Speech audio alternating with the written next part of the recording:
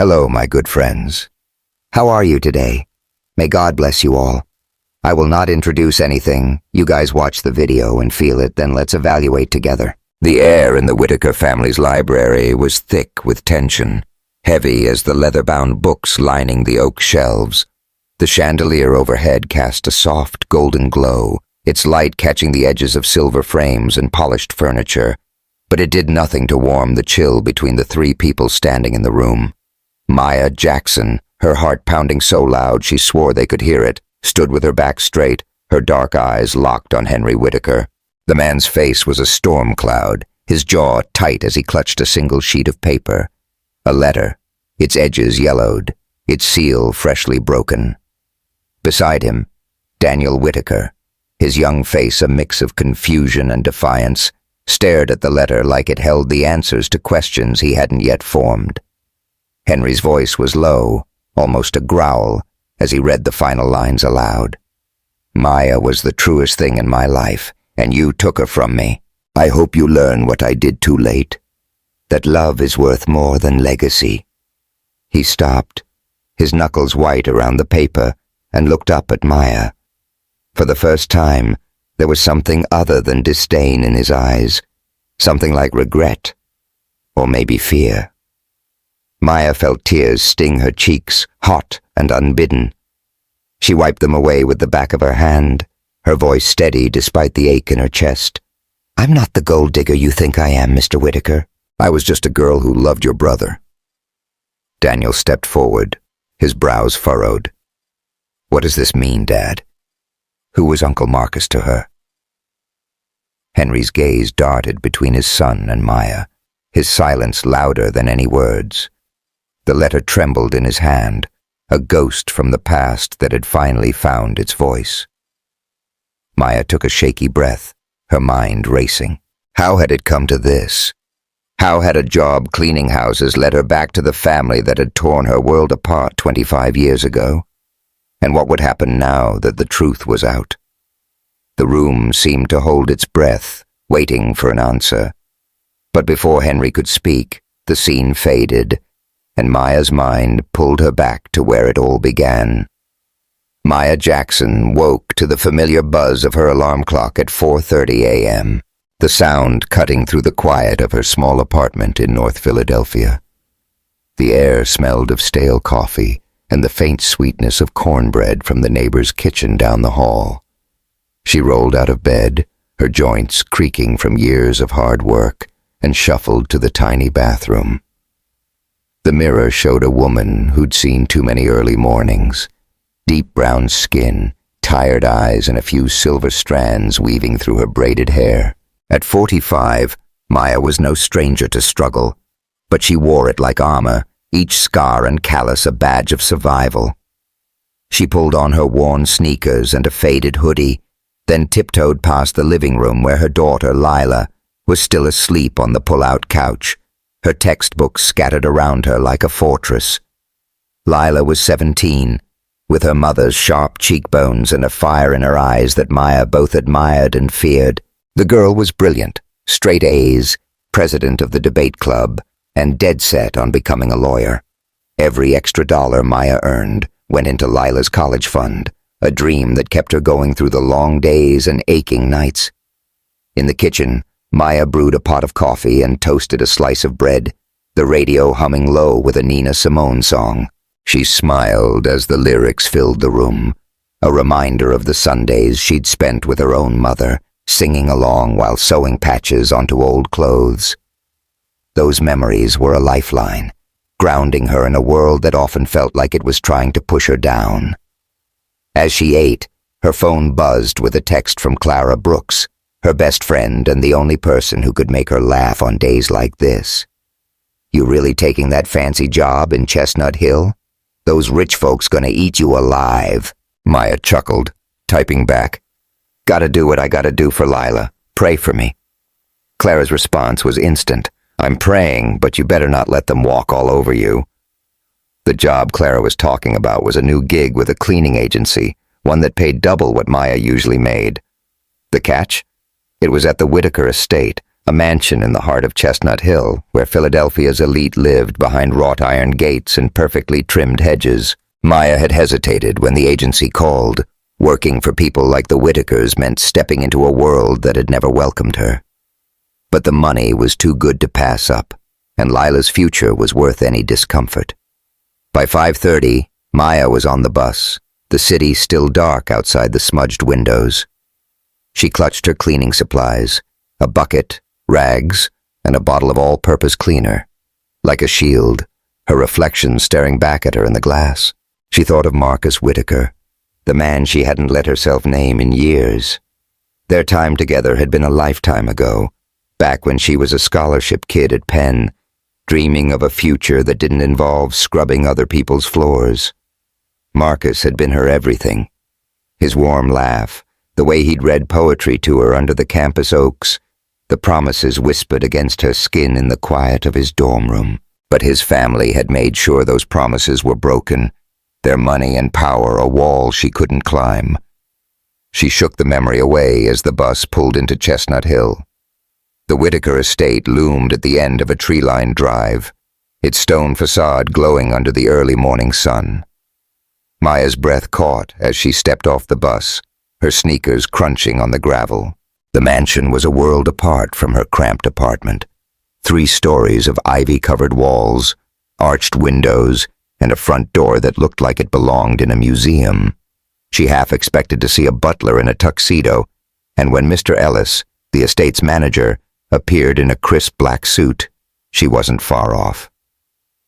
"Ms. Jackson," he said, his voice clipped but not unkind. "Welcome to the Whitaker residence. Mr. Whitaker expects perfection." He handed her a list of duties that could have doubled as a novel, then led her through the marble foyer. The chandelier above sparkled with more crystals than Maya had ever seen, and the floors were so polished she could see her own nervous expression reflected back. She followed Mr. Ellis to the east wing, her heart thudding with every step. This wasn't just a job. It was a test, and she couldn't afford to fail. The first day was a blur of scrubbing and polishing. The kitchen alone was bigger than her entire apartment, with granite countertops that stretched forever and a fridge stocked with artisanal cheeses and 6 kinds of sparkling water. Who needs 6 kinds of bubbles, Maya thought, shaking her head as she wiped down the stainless steel appliances. The silence of the mansion was eerie, broken only by the soft hum of central air and the occasional creak of old wood. No neighbors arguing through thin walls, no sirens or car horns, just the kind of quiet money could buy.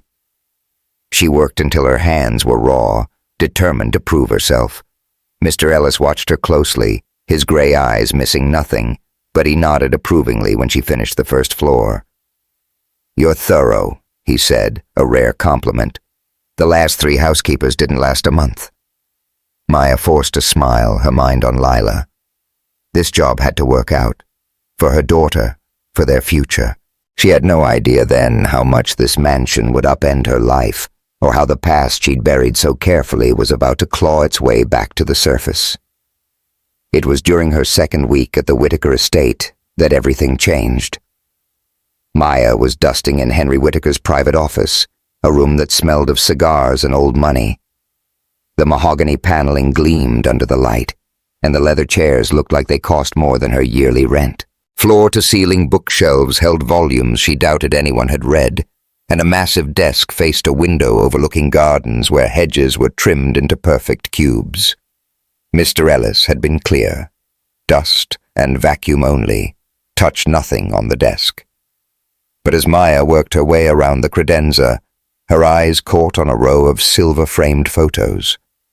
There was Henry, shaking hands with senators, Henry cutting ribbons at charity galas, and then a young man in a graduation cap and gown. Maya's duster slipped from her hand, clattering softly against the wood.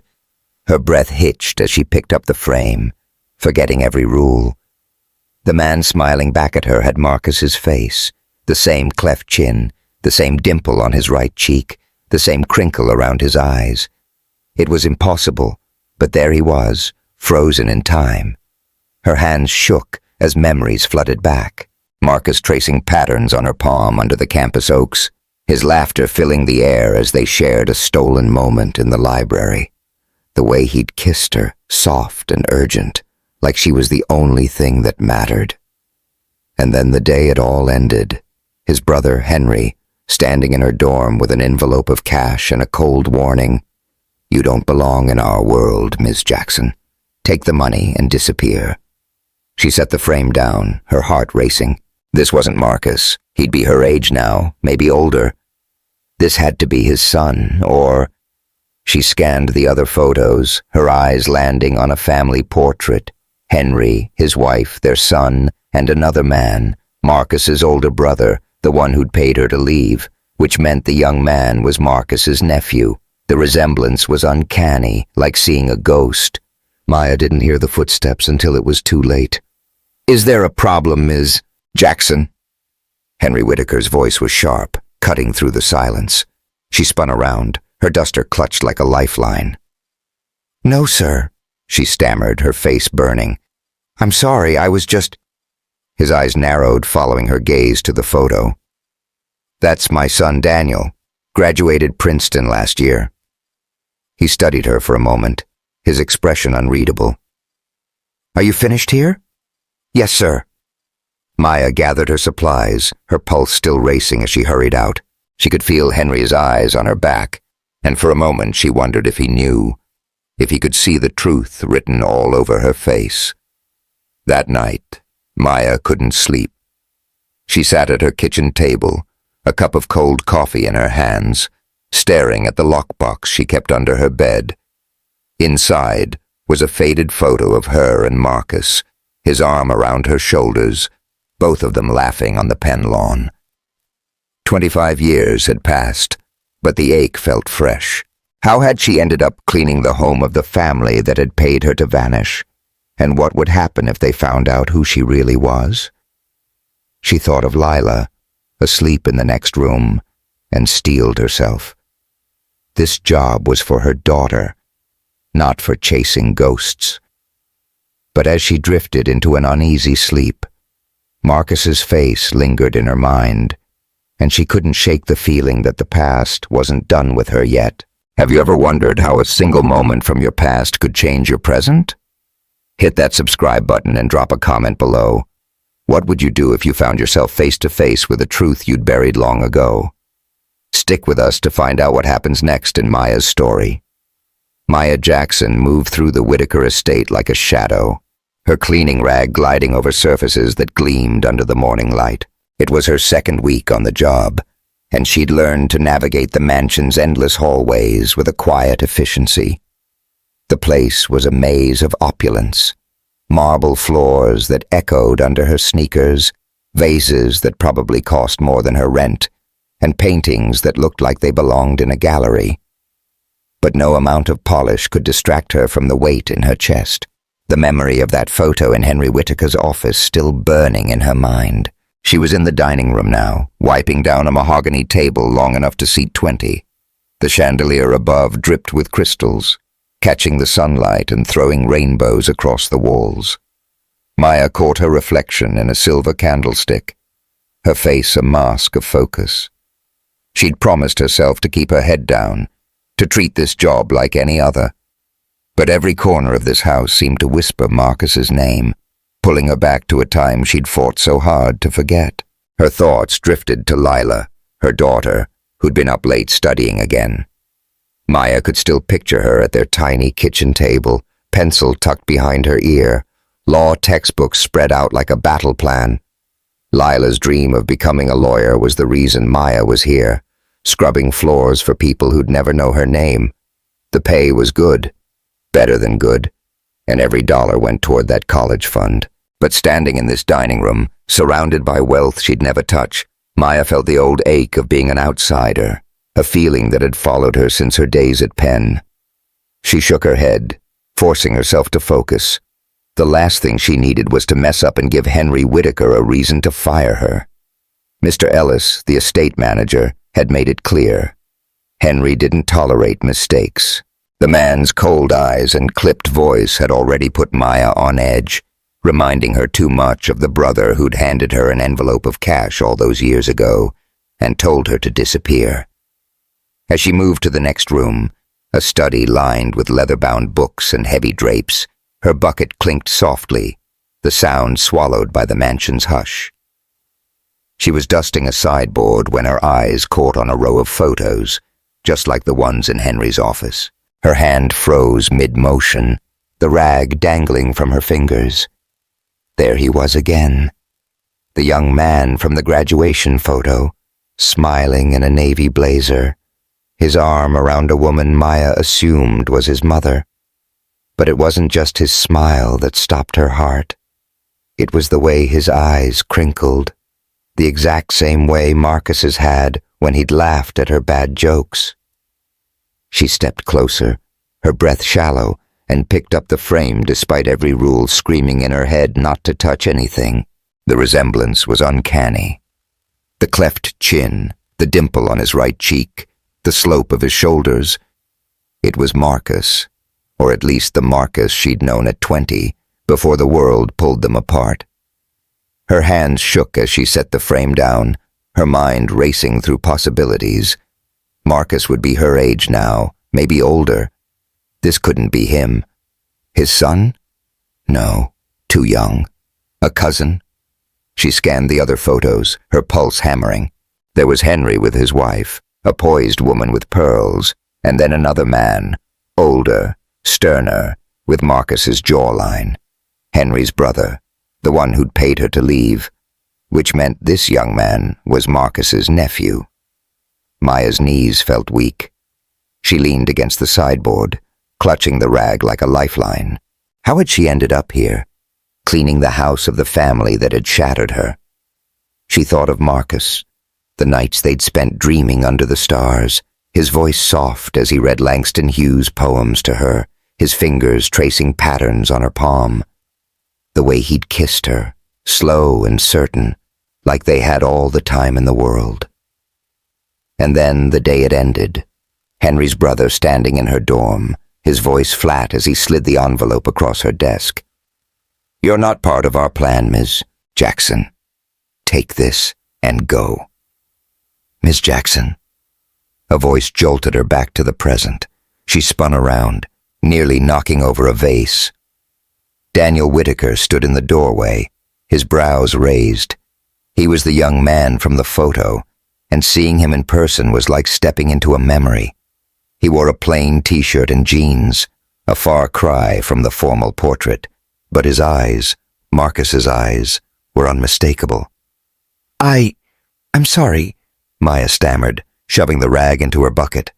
"I didn't hear you come in." Daniel tilted his head, a half smile playing on his lips. "No worries. You looked like you saw a ghost." He stepped into the room, his sneakers silent on the rug. "Everything okay?" "Yeah, just lost in thought." Maya forced a smile, her heart still racing. She busied herself with dusting, hoping he'd leave, but Daniel lingered, leaning against the desk. "You're new here, right?" he asked, his tone easy, almost curious. "Dad's last housekeeper quit after 2 weeks. Said he was too intense." Maya let out a small laugh despite herself. "I've noticed, but I'm used to tough bosses." Daniel grinned, and for a moment she saw Marcus so clearly it hurt. "Good for you. This place can be a lot. All the rules, the silence, it's like living in a museum." He picked up a small bronze statue from the desk, turning it over in his hands. "I'm Daniel, by the way. No need for the sir stuff. Makes me feel like my dad." "Maya," she said, keeping her voice steady. She glanced at the photo again, then back at him. "You remind me of someone I used to know." "Yeah?" Daniel set the statue down, his eyes curious. "Who?" Before she could answer, a shadow moved in the doorway. Henry Whitaker stood there, his arms crossed, his face a mask of disapproval. Maya's stomach dropped. How long had he been watching? "Daniel," Henry said, his voice sharp. "Don't you have somewhere to be?" Daniel straightened, his smile fading. Just saying hi, Dad. No need to get all official. Henry's gaze shifted to Maya, his eyes narrowing. Ms. Jackson, I trust you're sticking to your duties. Yes, sir, Maya said, her throat tight. She grabbed her bucket, avoiding his stare. I'm almost done here. Good. Henry's tone left no room for argument. See that you stay focused. Daniel rolled his eyes but didn't push back. As Maya hurried out, she felt Henry's scrutiny like a weight on her shoulders. The air in the hallway was cooler, but it did nothing to calm the storm in her chest. She'd come here for a paycheck, not to dig up ghosts. But now, standing in the echo of Marcus's family, she wasn't sure she could keep the past buried. Later that afternoon, Maya was in the kitchen, scrubbing a counter that already sparkled. The room was a chef's dream. Double ovens, a walk-in pantry, and a fridge that looked like it could feed an army. She was alone. The staff off on their lunch break, and the quiet gave her too much space to think. Daniel's face kept flashing in her mind, each feature a reminder of Marcus. She wondered what he'd been like in the years since they'd parted. Had he married? Had kids? Found happiness? The thought twisted something inside her, a mix of hope and regret. The kitchen door swung open, and Daniel walked in, a book tucked under his arm. Maya tensed, expecting Henry to follow, but Daniel was alone. Hey, he said, sliding onto a stool at the island. You don't have to stop working because of me. I'm just hiding out. Hiding from what? Maya asked, keeping her eyes on the counter. My dad's latest lecture about family legacy. Daniel mimicked Henry's stern tone, then sighed. He wants me to take over the company, but I'd rather teach kids how to read than sit in board meetings all day. Maya paused, surprised by his honesty. Teaching's a good dream, she said. Takes guts to go your own way. Yeah, well, guts don't pay the bills, according to Dad. Daniel opened his book, but he didn't read. Instead, he watched her work, his gaze thoughtful. You got family, Maya? The question caught her off guard. She hesitated, then nodded. A daughter, Lila. She's 17, wants to be a lawyer. Nice. Daniel's face lit up. Smart kid, huh? Smarter than me, Maya said, a real smile breaking through. She reached for a sponge, and as she did, Daniel slid the book across the counter to show her something. A dog-eared page with a poem highlighted. Their fingers brushed just for a second, and a jolt ran through her, warm and unsettling. She pulled her hand back, her face heating. Sorry, Daniel said quickly, looking as startled as she felt. Didn't mean to. It's fine, Maya cut in, turning back to the counter. Her heart was pounding again, but not from fear. It was something else, something she hadn't felt in years, and it scared her more than Henry's glares. She was 45, a mother, a worker, not some college girl chasing feelings she couldn't afford. Daniel cleared his throat, breaking the awkward silence. You ever think about doing something else? Besides cleaning, I mean? All the time, Maya said, her voice softer now. But dreams don't pay rent or college tuition. He nodded like he understood, though she doubted he ever would. Not really. They talked a little more, about Lila's debate team, his love for old books, until Mr. Ellis appeared, his presence a reminder of the rules. Maya excused herself, her mind a tangle of emotions as she moved to the next room. That evening, Maya rode the bus home, the city lights blurring outside the window. She thought of Daniel's smile, his easy kindness, and hated herself for noticing. He was Marcus's nephew, a Whitaker, part of a world that had rejected her, but more than that. He was a kid, barely out of college, with no idea of the history she carried. She pushed the thought away, focusing on Lila, on the future she was building brick by brick. When she got home, Clara was waiting on the stoop, a takeout bag in hand. Figured you'd need some soul food after dealing with those Chestnut Hill folks, Clara said, grinning. Maya laughed, the tension easing as they sat at her kitchen table, splitting fried chicken and collards. But as Clara rambled about her latest shift at the hospital, Maya's mind kept drifting back to the photo, to Daniel, to Marcus. "You okay, girl?" Clara asked, her eyes narrowing. "You look like you're carrying the world." "Just tired," Maya lied, poking at her food. "This job's complicated." Clara leaned forward, her voice low. "Complicated how? Spill it, Maya." Maya hesitated, then shook her head. "It's nothing, just ghosts." But as she lay in bed that night, the ghosts wouldn't let her sleep. She saw Marcus's face in Daniel's, heard his laugh in the quiet. And somewhere deep down, she knew this wasn't over. Not the job, not the Whitakers, not the past she'd tried so hard to leave behind. Maya Jackson wiped sweat from her brow as she polished the brass fixtures in the Whitaker estate's guest bathroom. The room was a study in excess. Gold-trimmed mirrors, a clawfoot tub that looked untouched, and towels softer than anything she'd ever owned. But no amount of shine could distract her from the unease that had settled in her gut since seeing Daniel's photo. Every creak of the mansion's old floors felt like a warning. Every glance from Mr. Ellis, a judgment. She was walking a tightrope, and one wrong step could send her crashing. It was Wednesday, her third week on the job, and the routine was starting to feel like a cage. Wake up at dawn, catch the bus to Chestnut Hill, scrub and dust until her hands ached, then drag herself home to Lila. The pay was worth it. Lila's college fund was growing, but the cost was more than physical. Being in this house, surrounded by Marcus's family, was like picking at a wound that had never fully healed. Daniel's face, so like Marcus's, haunted her. Their conversations, brief as they were, stirred feelings she didn't want to name. Feelings that were dangerous in a place like this. She moved to the hallway, her bucket clinking softly, and started on the baseboards.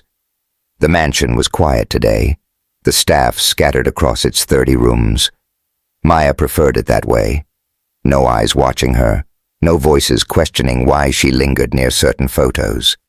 But the silence gave her mind too much room to wander. She thought of Marcus, the way he'd promised her forever in whispers against her cheek, his hands warm and steady.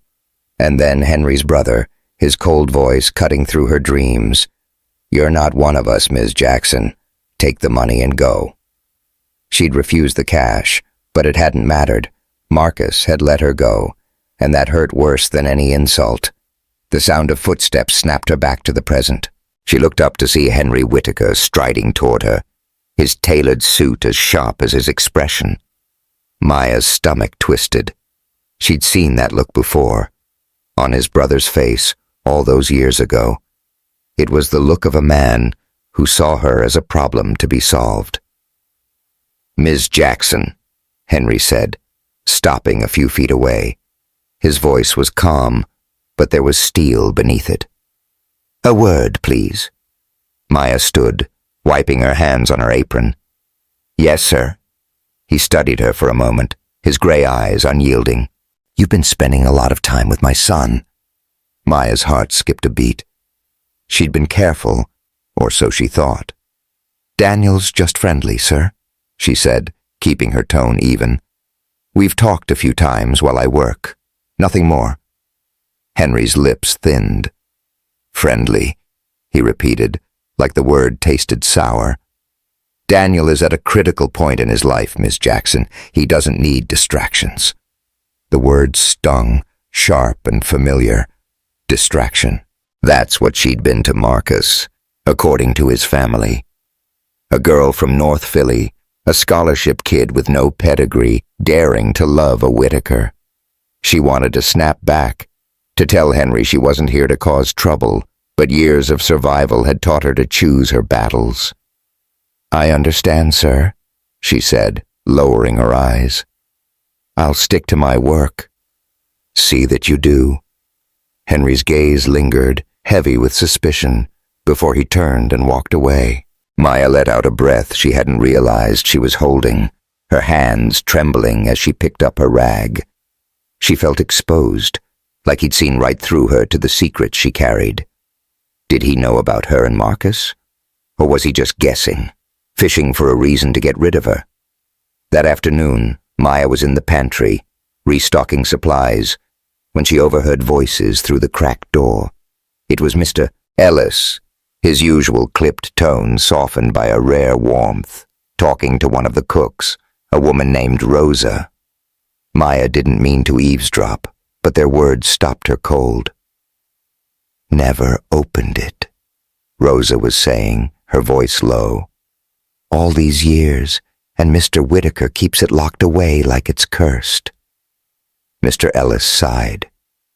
"Marcus's letter. I told Henry he should read it, but he said it was nonsense. No point dwelling on the past, he told me. Still, it's in that drawer in the library, gathering dust." Maya's pulse quickened. A letter from Marcus? Her mind raced, piecing together fragments. Marcus had died years ago. She'd overheard enough from the staff to know it was a car accident. But a letter? Why would Henry keep it hidden? And what could it say? She pressed herself against the pantry wall, straining to hear more. But Rosa changed the subject, and soon their footsteps faded. She stood frozen, the cleaning supplies forgotten. A letter from Marcus, locked away in this house, might hold answers she'd spent decades searching for.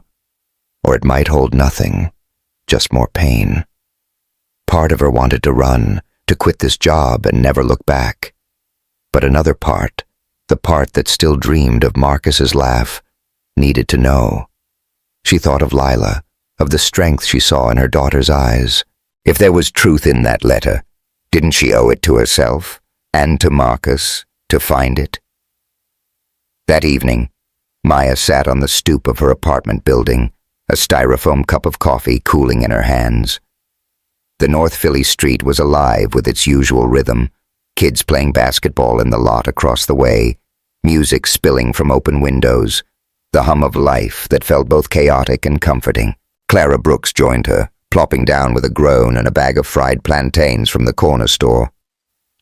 "You look like you've seen a ghost," Clara said, popping a plantain in her mouth. "What's going on with that fancy job of yours?" Maya hesitated, the weight of the day pressing on her. Clara was her rock, the one person she could tell anything, but this felt too raw, too fragile. Still, she needed to say it out loud, if only to make sense of it herself. "I heard something today," she started, her voice low. "About a letter. From Marcus." Clara's eyes widened. "Marcus? As in your Marcus? The college boyfriend who broke your heart?" Maya nodded, staring at the cracks in the sidewalk. "He wrote a letter before he died. It's in the Whitaker house, locked in a drawer. Henry never read it." Clara let out a low whistle. "Girl, that's some soap opera stuff right there. You think it's about you?" "I don't know," Maya admitted, "but I can't stop thinking about it. What if it says why he let me go?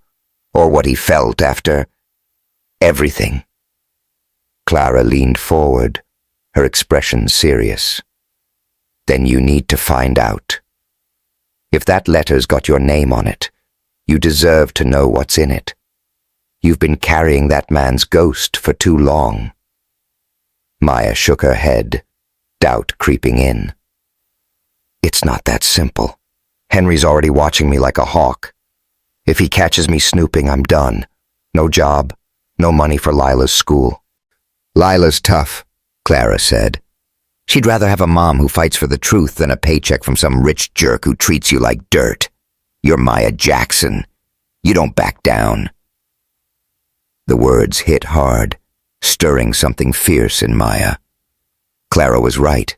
She'd spent years running from the past, keeping her head down to survive. But this wasn't just about her. It was about Marcus, about the love they'd lost, about the woman she'd been before the world taught her to shrink. Back at home, Maya found Lila at the kitchen table, her nose buried in a law textbook. The sight of her daughter, so focused, so determined, made Maya's heart swell. But there was tension in Lila's shoulders, a restlessness Maya hadn't noticed before.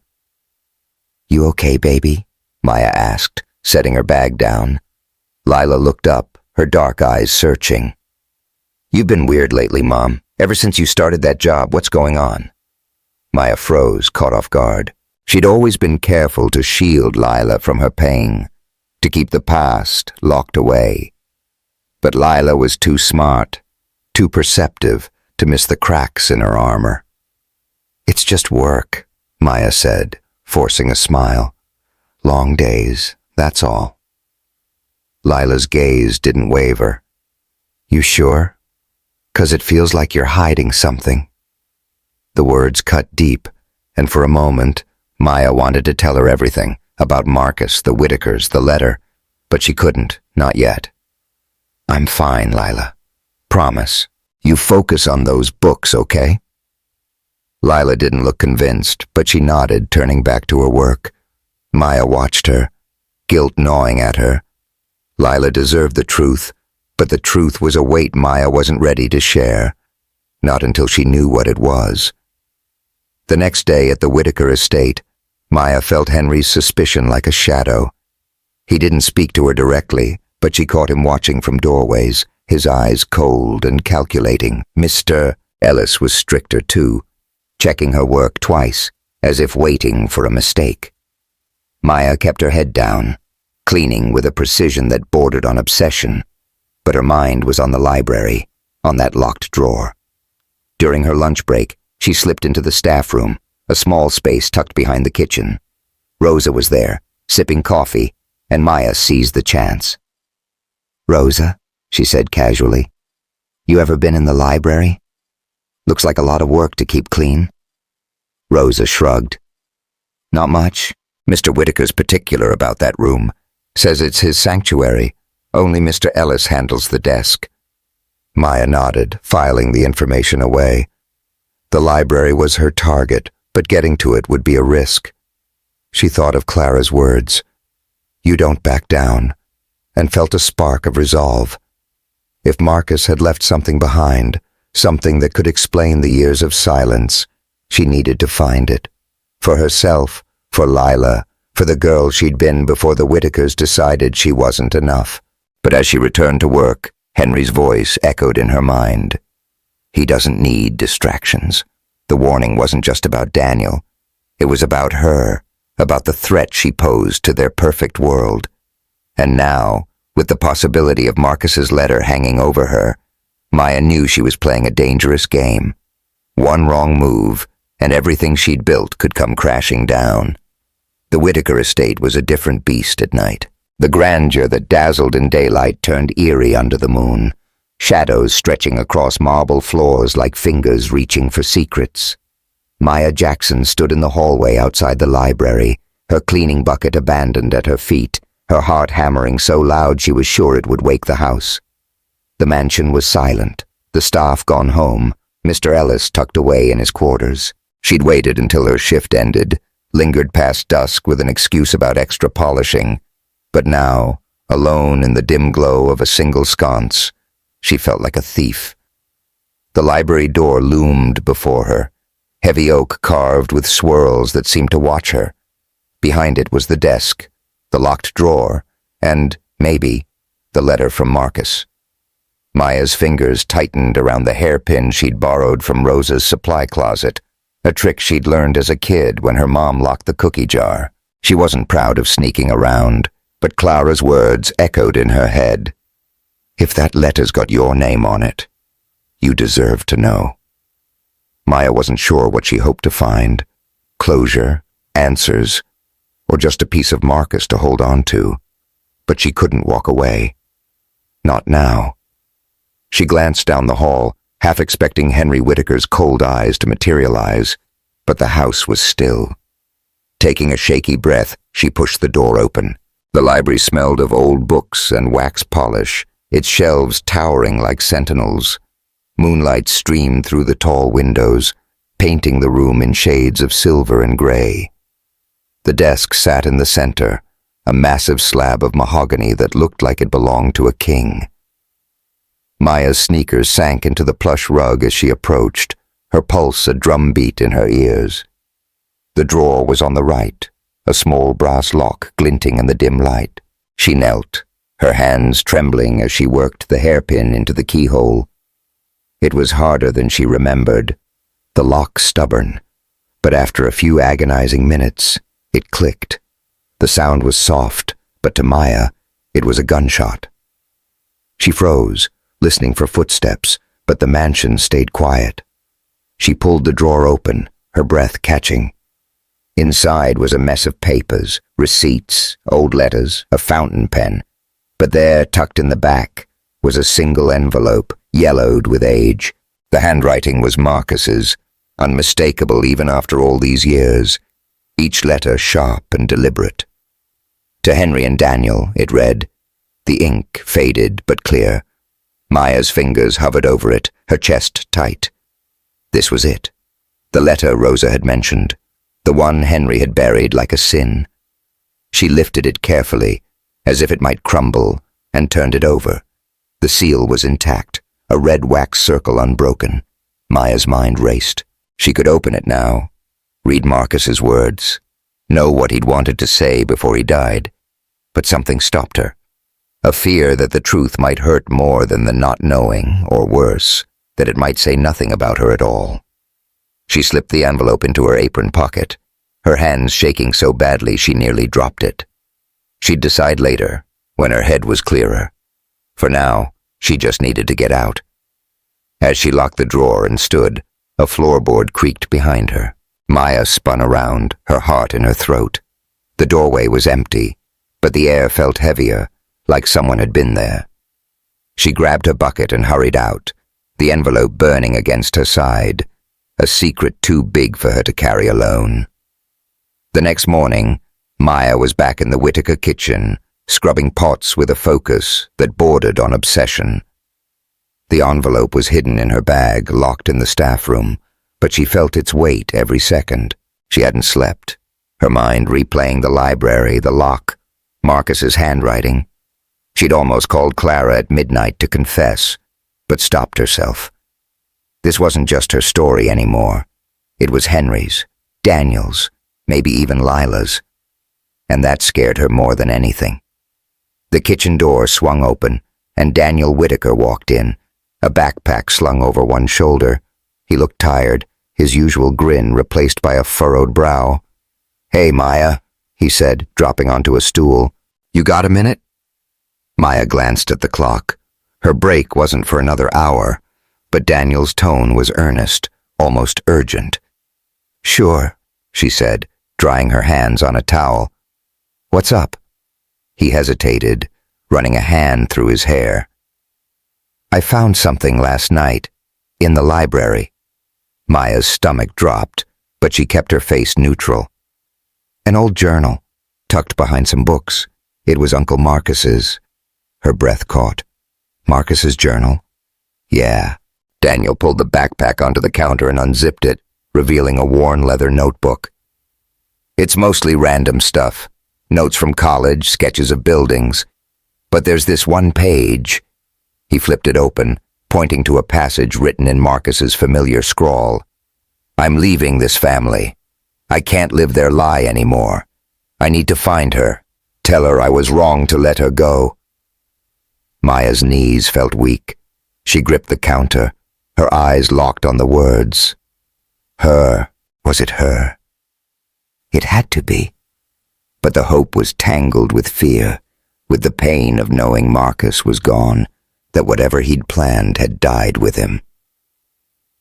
"You okay?" Daniel asked, his voice soft. "You look like you knew him." Maya swallowed hard, searching for a lie, but the truth was too close to the surface. I met him once," she said, the words careful. "Long time ago." Daniel's eyes searched hers, like he sensed there was more. He leaned closer, his voice dropping. "Dad never talks about him. Says Marcus was a disappointment. But this journal, it's like he was someone else, someone who wanted out." Maya nodded, her throat tight. She wanted to tell him everything.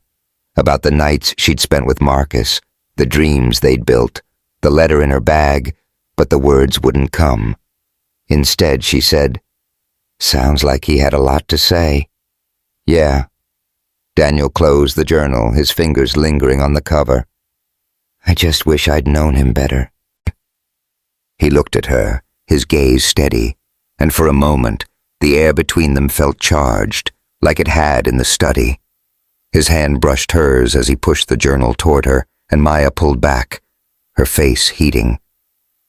"I should get back to work," she said quickly, turning to the sink. Her heart was racing, not just from the journal, but from the way Daniel looked at her, like he saw her, really saw her, in a way no one had in years. It was wrong, dangerous, but it stirred something she'd buried long ago. Daniel didn't push. "Sure," he said, standing. "But if you ever want to talk, I'm around." As he left, Maya felt the envelope's weight again, a reminder of the line she was crossing. She wasn't just a housekeeper anymore. She was a woman with a secret, and every step took her deeper into a truth she wasn't sure she could handle. That evening, Maya sat across from Lila at their kitchen table, the remains of a pizza between them. The apartment was warm, the radio playing low with a Marvin Gaye song, but the usual ease of their nights was gone. Lila was quiet, her eyes flicking to Maya with a mix of worry and frustration. "You're doing it again," Lila said finally, pushing her plate away, acting like everything's fine when it's not. "What's going on, Mom?" Maya's fork paused midair. She'd been dodging Lila's questions for days, but her daughter's gaze was unrelenting, sharp like her own. "It's just the job," Maya said, the lie tasting bitter. "Long hours, tough boss." Lila crossed her arms. "Don't give me that. You've been weird since you started working for those Whitakers. Like you're carrying something heavy. Is it money? School? What?" Maya's chest ached. She wanted to protect Lila, to keep her safe from the mess of her past. But the truth was slipping through her fingers. "It's not about you, baby," she said softly. "It's old stuff. Things I thought I'd left behind." "Like what?" Lila's voice was sharp now, demanding. "You always tell me to be strong, to face things head on, but you're hiding something." "I'm not a kid anymore, Mom.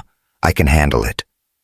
The words hit like a punch. Maya looked at her daughter, 17, fierce, ready to take on the world, and saw the woman she was becoming. Lila deserved better than half-truths. "Okay," Maya said, her voice barely above a whisper. "There was someone, a long time ago. Someone important. His name was Marcus." Lila's eyes widened, but she didn't interrupt. Maya kept going, her words slow, careful. "We met in college. I loved him, and I thought he loved me. But his family, they didn't think I was good enough. They made sure we didn't stay together." Lila leaned forward, her voice softer now. "What happened to him?" "He's gone," Maya said, the words heavy. "Died years ago, but working at his family's house, it's bringing things back." Lila reached across the table, her hand covering Maya's. "Why didn't you tell me?" "Because it hurts," Maya admitted, tears prickling her eyes. "And because I didn't want you to carry it too." Lila squeezed her hand, her expression fierce. "You don't have to carry it alone, Mom. Whatever it is, we'll figure it out." Maya nodded, her throat too tight to speak. She hadn't told Lila about the letter, about the library, but this was enough for now. The truth was coming, whether she was ready or not. Later that night, Maya lay awake, the envelope hidden under her mattress. She thought of Marcus's journal, his words about leaving, about finding her. She thought of Daniel, his earnest eyes, and the way he'd brushed her hand. And she thought of Lila, her daughter's strength a mirror of her own. The letter was a risk, a Pandora's box she might regret opening. But as she stared at the ceiling, the city humming outside her window, Maya knew she couldn't turn back. Not anymore. She'd stolen the letter, crossed a line she couldn't uncross. And now, with Marcus's words so close, she had to decide what to do next. Before Henry's suspicions or her own heart decided for her, the Whitaker estate's dining room was a cathedral of wealth, its long mahogany table gleaming under a chandelier that sparkled like a small galaxy. Maya Jackson moved around it with mechanical precision, polishing silverware that hadn't been used in weeks. Her hands worked, but her mind was elsewhere, trapped in the weight of the envelope she'd hidden under her mattress.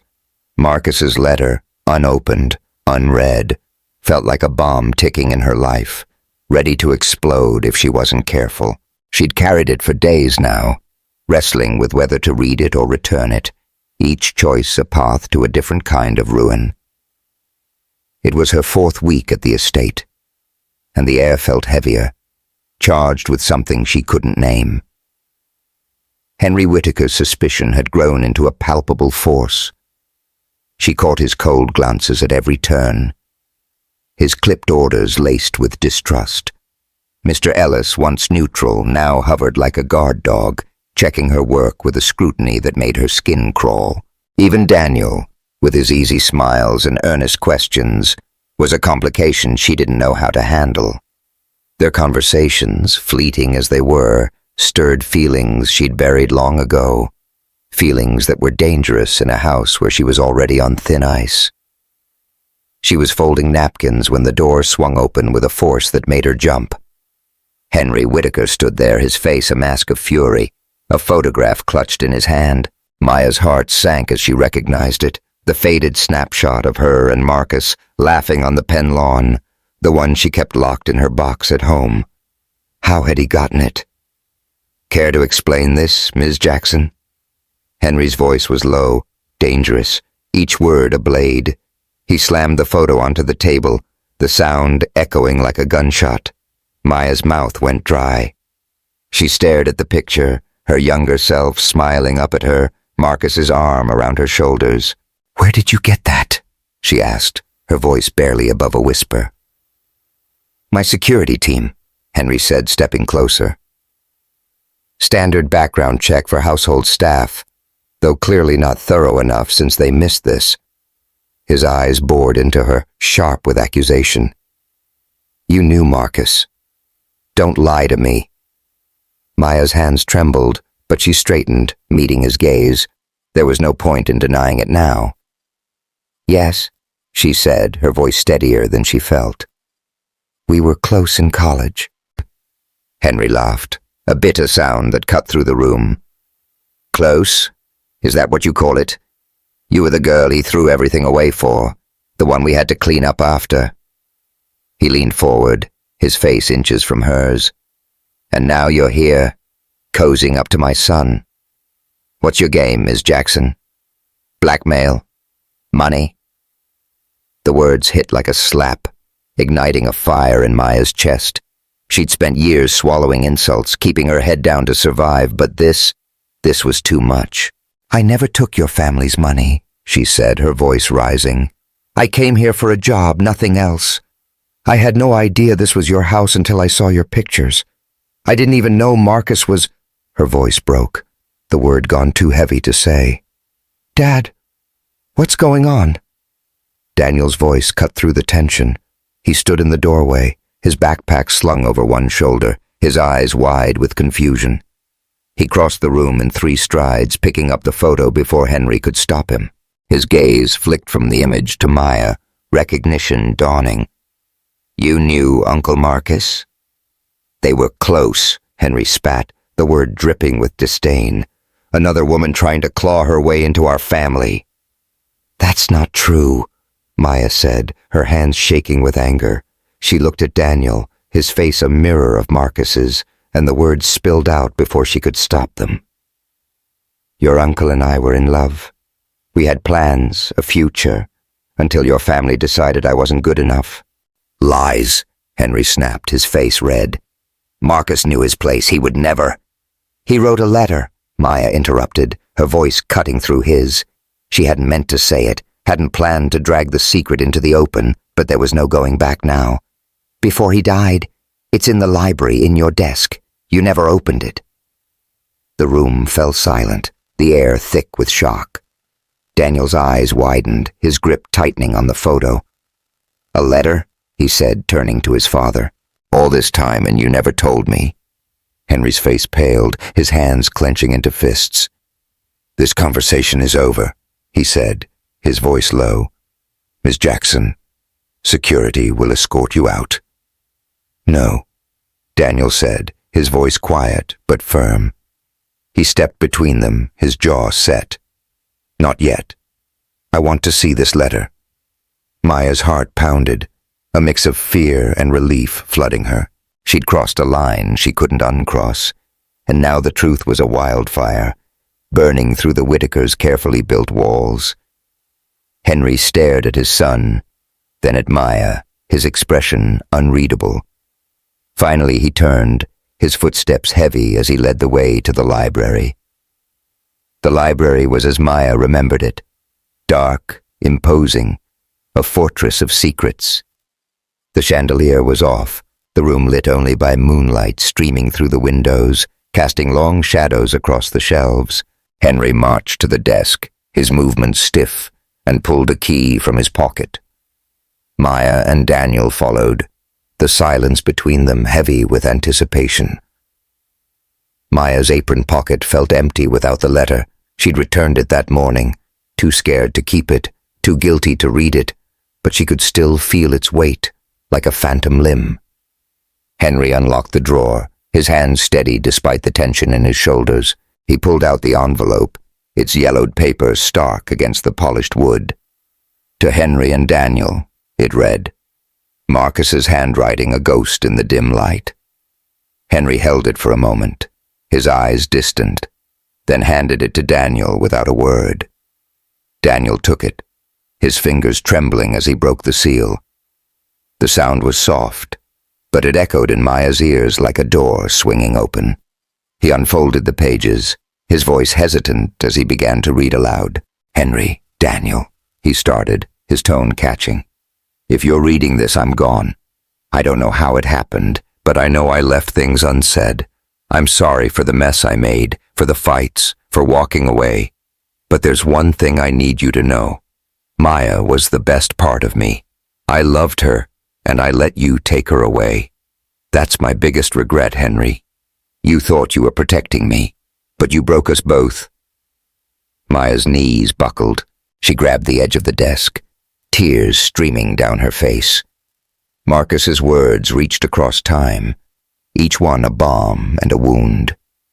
She saw him in her mind, his warm smile, his hand in hers, and the ache was so sharp she could barely breathe. Daniel kept reading, his voice stronger now. "Daniel, you're young, but you're better than us. Don't let this family's legacy cage you. Live for what matters. Love, truth, the things I learned too late.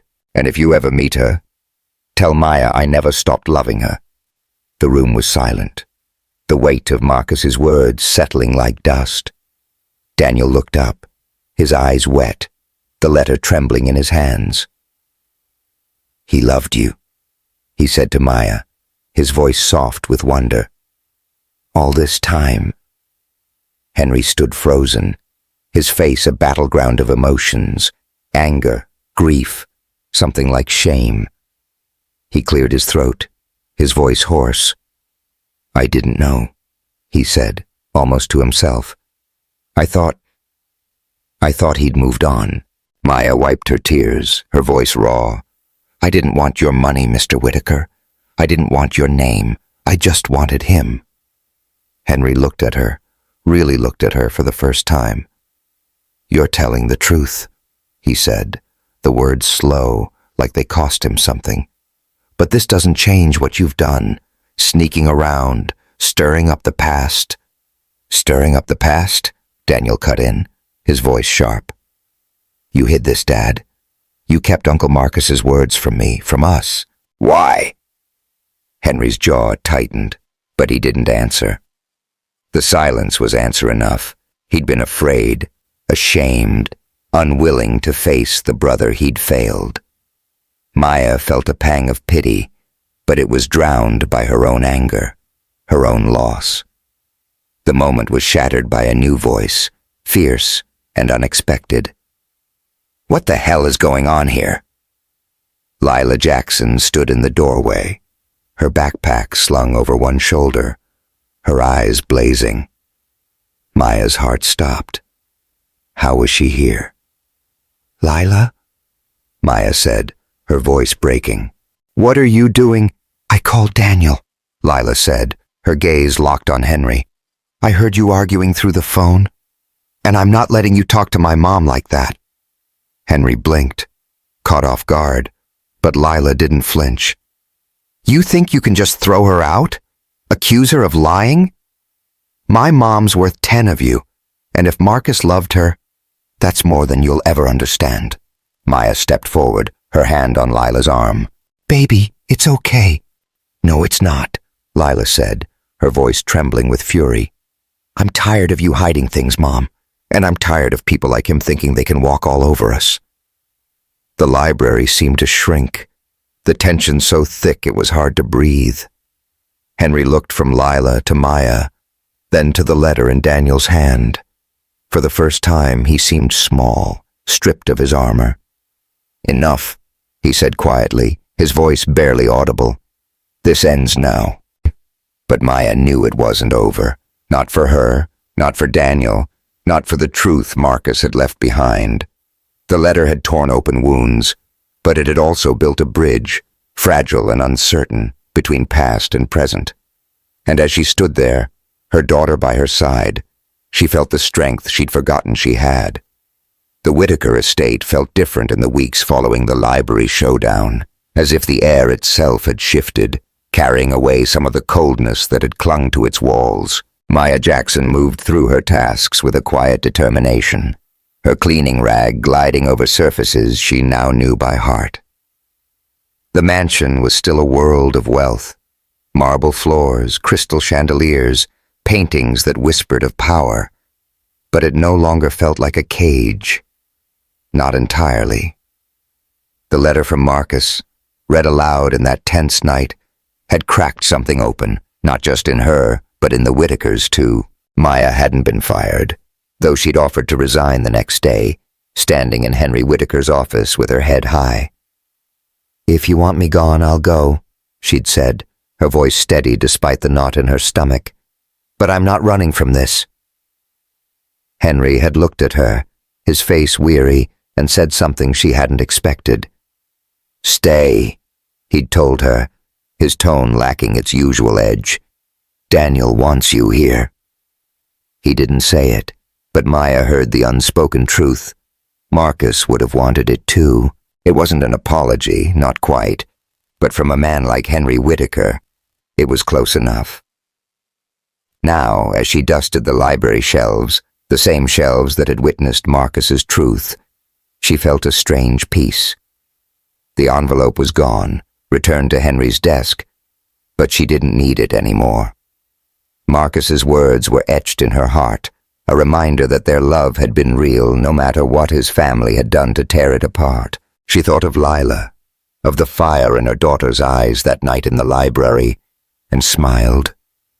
This job, this house, had been for Lila's future, but it had given Maya something too, a chance to face the past and come out stronger.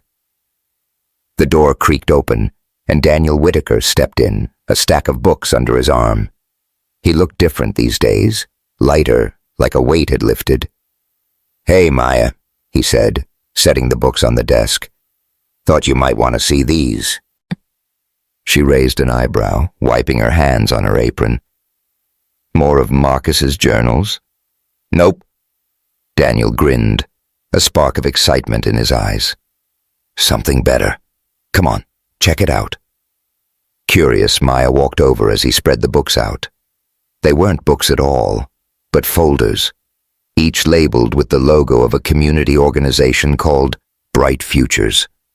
She opened one, scanning the pages, proposals, budgets, letters of intent. "What's this?" she asked, looking up at him. "Uncle Marcus's legacy," Daniel said, his voice soft but sure. "I've been digging through his old files, stuff Dad never bothered with. Turns out, Marcus was funding this group before he died. They help kids from rough neighborhoods get scholarships, mentors, the works. They want to name a program after him, the Marcus Whitaker Scholarship." Maya's breath caught. She pictured Marcus, his warm laugh, his belief that everyone deserved a shot. "That sounds like him," she said, her voice thick. "There's more." Daniel pulled out a letter, this one new, typed on crisp paper. "They want to launch it next month, but they need someone to tell his story. Someone who knew him, really knew him." He looked at her, his gaze steady. "I told them about you." Maya's heart skipped a beat. "Me? Daniel, I'm just—" "You're not just anything," he interrupted, his voice firm. "You loved him. You knew the real Marcus, not the version Dad tried to erase. They need that. We need that." She stared at the letter, her mind racing.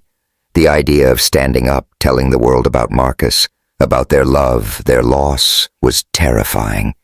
It meant opening old wounds, letting strangers see the parts of her she'd kept hidden.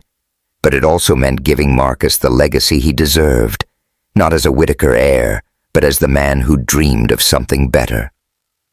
"I'll think about it," she said finally, her voice barely above a whisper. Daniel nodded, like he'd expected that. "Fair enough, but for what it's worth, I think you'd be amazing."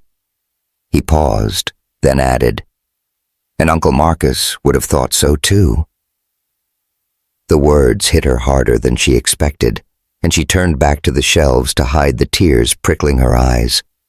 Daniel didn't push, just gathered his folders and left her to her work. But his belief in her lingered, a warmth she hadn't felt in years. That evening, Maya sat at her kitchen table in North Philly, a notebook open in front of her.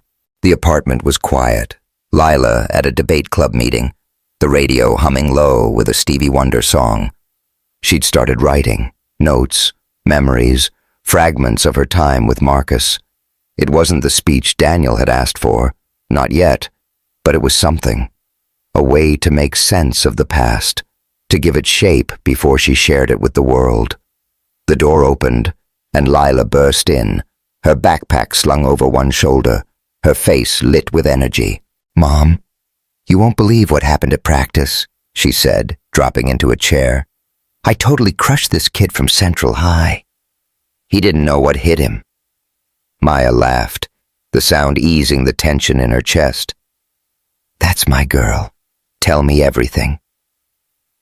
As Lila launched into her story, Maya watched her, marveling at the confidence that seemed to grow every day. But there was something else in Lila's eyes tonight, a question, a need for connection. When she finished, Lila leaned forward, her voice softer. "You okay, Mom? After, everything at the Whitaker place?" Maya hesitated, then nodded. "I'm getting there," she said. "It's been a lot, but I'm figuring it out." Lila reached for her hand, her grip firm. "Good. 'Cause I meant what I said that night. You're worth more than all of them combined." The words brought a lump to Maya's throat. She squeezed Lila's hand, then pulled her into a hug. "Love you, baby," she whispered. "Love you too," Lila said, pulling back with a grin. "Now you gonna tell me what's in that notebook, or do I have to guess?" Maya smiled, closing the notebook. "Soon," she promised. "When it's ready." A week later, Maya was in the Whitaker kitchen preparing coffee for the staff when Henry Whitaker appeared in the doorway. She tensed, expecting another lecture, but his face was different, thoughtful, almost hesitant. "Ms. Jackson," he said, his voice low. "Can we talk?" She nodded, setting the coffee pot down. "Yes, sir." He stepped inside, closing the door behind him. The kitchen felt smaller with him there, his presence still commanding despite the softer tone. "I've been thinking," he started, his hands clasped behind his back. About Marcus. About what happened. Maya stayed silent, waiting. She'd learned long ago that men like Henry needed space to say what they meant. I was wrong, he said finally, the words slow, like they cost him something. About you. About him. I thought I was protecting the family, but I lost my brother long before that accident. He cleared his throat, his eyes distant. There was a girl, once. Not like you. She wasn't, but I loved her. My father made sure it ended. I thought that's what we did, for duty. Maya's breath caught. She hadn't expected this. A confession, a crack in Henry's armor. Why are you telling me this? She asked, her voice soft. Because you deserve to know, he said, meeting her gaze. And because I'd like to offer you a new role, household manager, better pay, benefits, regular hours. You're good at what you do, Ms. Jackson, and I think we've caused you enough trouble. The offer stunned her, a lifeline she hadn't seen coming. She thought of Lila, of the college fund, of the years she'd fought to keep them afloat. But more than that, she thought of Marcus, of the bridge his letter had built. I'll take it, she said, her voice steady, but not because I need your pity. Henry nodded, a flicker of respect in his eyes. Understood. As he left, Maya felt a weight lift, not all of it, but enough to breathe a little easier. The past wasn't gone, but it wasn't a chain anymore. It was a story, one she was ready to tell. A month later, Maya stood in the Whitaker dining room, now filled with people she'd never imagined sharing space with. Bright Futures had organized a dinner to announce the Marcus Whitaker Scholarship, and the room buzzed with energy. Community leaders, educators, even a few kids who'd benefit from the program. Lila was there, her eyes wide as she chatted with Daniel about law school, her confidence lighting up the room. Henry sat at the head of the table, quieter than usual, but present, a silent nod to the change he'd begun. Maya had agreed to speak, her notebook now a polished speech tucked in her pocket. When the moment came, she stood, her hands steady despite the flutter in her chest. Marcus Whitaker was a man who believed in second chances. She began, her voice clear. He saw the world not for what it was, but for what it could be. I loved him. And though we lost each other, his heart is in this room tonight, in every kid who gets a shot, every dream that gets to grow. The room was silent, then erupted in applause.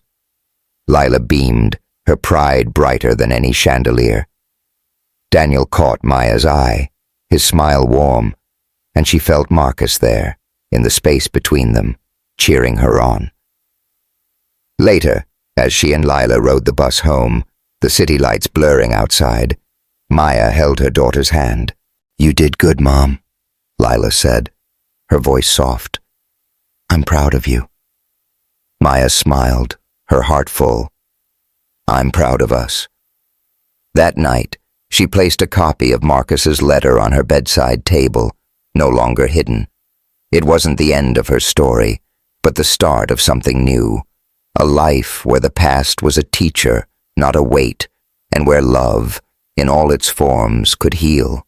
Life has a way of bringing the past full circle, doesn't it?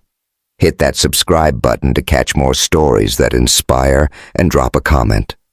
What's a moment from your past that taught you something new?